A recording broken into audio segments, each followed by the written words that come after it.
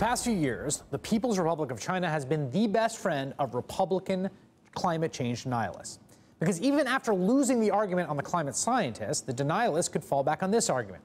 The rest of the world, including China, the world's biggest emitter of greenhouse gases, won't do anything to slow climate change, so why should we?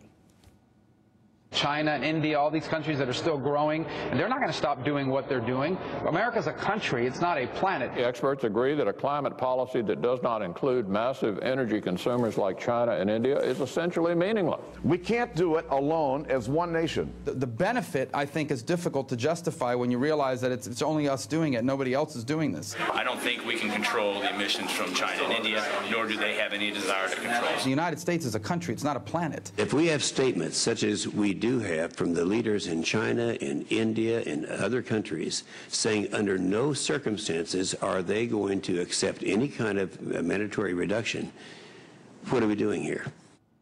And so here's what's happened over the last 9 months. In secret, the U.S. government and China negotiated a climate agreement. And then Barack Obama flew to China, and he sat across from the Chinese president for 5 hours and put the finishing touches on that agreement. And then today, the president turned around to the denialists and said, "Oh, really? China's going to do nothing, huh? Well, let me tell you about this little deal I worked out with the president of China." Today, I am proud that we can announce a historic agreement. I commend President Xi, his team, and the Chinese government for the commitment they are making to slow, peak, and then reverse the course of China's carbon emissions. China and the U.S. are responsible for more than 40% of the world's carbon emissions.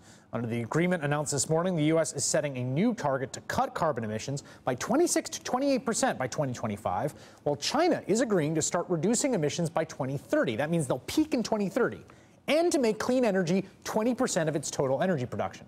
Now, that is a huge deal, because over the past 15 years, as John Kerry pointed out today, China has accounted for roughly 60% of the growth in carbon dioxide emissions worldwide. And now it has agreed to reverse that trend. This deal explicitly addresses and removes the Republican climate denialists' best argument against fighting climate change here in the U.S. And guess what? They are not happy about it. Senator James Inhofe, the climate change denier who will likely soon chair the Environment and Public Works Committee, today called the deal a non-binding charade that won't change China's behavior. And soon-to-be Senate leader Mitch McConnell had this to say at a photo op with smiling Senate freshmen today.